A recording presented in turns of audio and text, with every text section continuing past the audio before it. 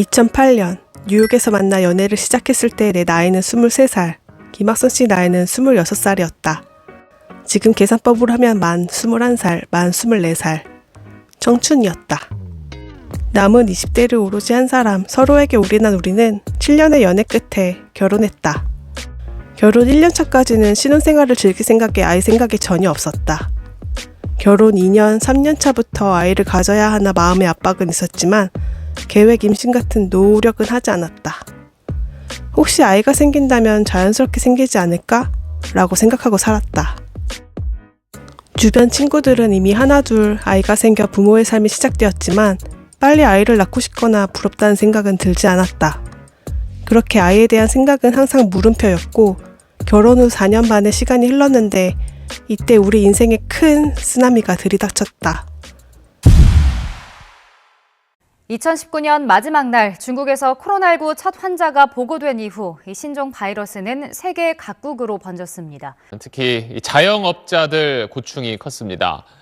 2019년 12월쯤 전 세계적으로 질알 맞은 역병이 돌았고 영화관 앞 작은 가게를 운영 중인 우리의 생계는 처참하게 무너졌다. 그렇게 코로나가 우리 삶을 처참하게 짓밟은 이후부터 삶의 방향은 전혀 예측하지 못한 방향으로 흘러 하루하루가 생존하기 바쁜 나날들이었다. 코로나가 종식되기까지 당장 먹고 살 걱정을 하며 우리는 모아둔 재산을 야금야금 까먹었고 그러다 보니 아이를 가질 생각은 사치에 가깝다고 생각했다.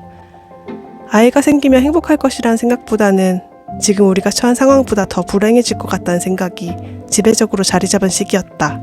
그렇게 코로나 시기를 힘들게 버티며 살아가던 중 하늘이 우리를 불쌍히 여겼는지 모에와 또랑이가 우연히 우리 삶에 들어왔다. 결혼한 지 10년째 자식이 없는 우리를 바라보는 가족의 시선이 걱정과 안타까움이라는 것을 잘 알고 있지만 정작 우리는 모에와 또랑이가 주는 안정감과 행복에 만족했기 때문에 아이가 없는 삶에 대해 나름 만족하고 있었는지도 모르겠다. 이 정도면 충분히 행복해. 불안한 현재를 더 불안하게 하고 싶지 않아.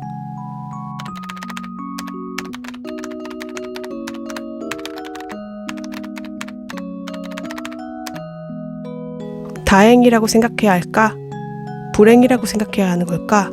아이가 생기지 않는 10년 동안 나는 간절하게 아이를 원한 적도 없었다. 남들에게는 쉽게 찾아오는 기적이 나에게는 오지 않는다고 매달 좌절해서 울어본 적도 없다.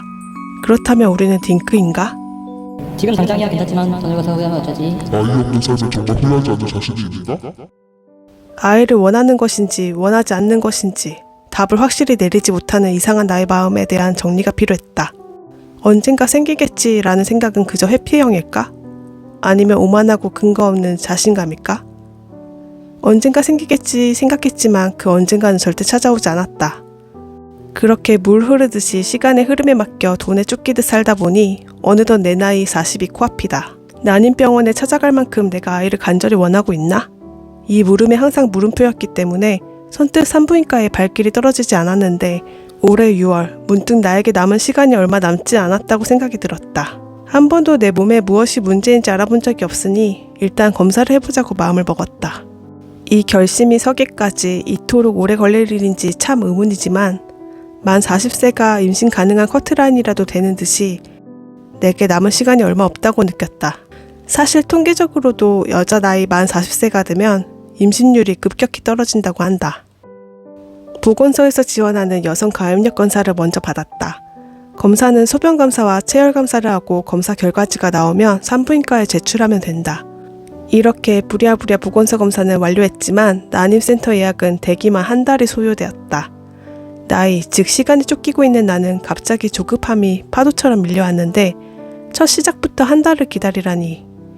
이때 나는 몰랐다. 난임의 세계에 발을 들인 이상 가장 힘든 것은 기다림의 연속이라는 것을. 꼬박 한 달을 기다려 7월 1일 예약일자에 처음 산부인과 난임센터를 방문했다. 질초음파, 체열을 하고 진료시 상담을 받았다. 정부 지원금 13만 원을 받아서 본인 부담금은 총 32,490원이 나왔다. 생리 2, 3일차에 방문해야 했기 때문에 2차 방문 예약을 잡고 7월 8일에 다시 병원에 와서 질초음파, 체열, 소변, 심전도, 흉부 엑스레이 검사를 추가로 받았다. 이날 처음 들은 내 AMH 수치는 0.46, 난소 나이가 46세라고 했다. 나는 난소 기능 저하가 있어 난자의 예비력이 현저히 떨어져 있어서 한 달 자연 임신 시도해본 후 인공 수정 없이 바로 시험관을 해보는 게 좋겠다고 했다. 난소 기능 저하는 난소의 예비력, 즉 가지고 있는 난자 개수가 남들보다 적은 것일 뿐이지 실망하지 말고 앞으로 난소의 질이 좋게 나오는 것을 기대해보자고 하셨다. 만 42세인 남편은 정자 채취, 체열, 소변 검사를 진행했고 결과는 정자수는 2억 3천 개로 월등히 많으나 정상 정자 수치가 1%로 나왔고 정자 모양이 좋지 않아 항산화에 도움이 되는 약을 처방받았다. 정상 범위가 4% 이상이어야 하는데 1%로 나온 것은 형태 이상 정자 비율이 높은 상태로 형태는 정자 질 중 하나의 지표일 뿐이고 운동성, 농도, 정자수, 생존율 같은 다른 항목이 좋다면 1%라도 정상 형태 정자가 있기만 하면 난자를 수정시킬 수 있기 때문에 절망할 필요는 없다고 한다. 이제서야 아이를 갖기 위한 첫 단추를 끼웠다. 난소 나이 46세, 정상 정자 1%. 앞으로 갈 길이 아주 멀다. 나는 엄마가 될 수 있을까? 모든 난임 부부들에게 기적이 일어나길 바라고 응원합니다.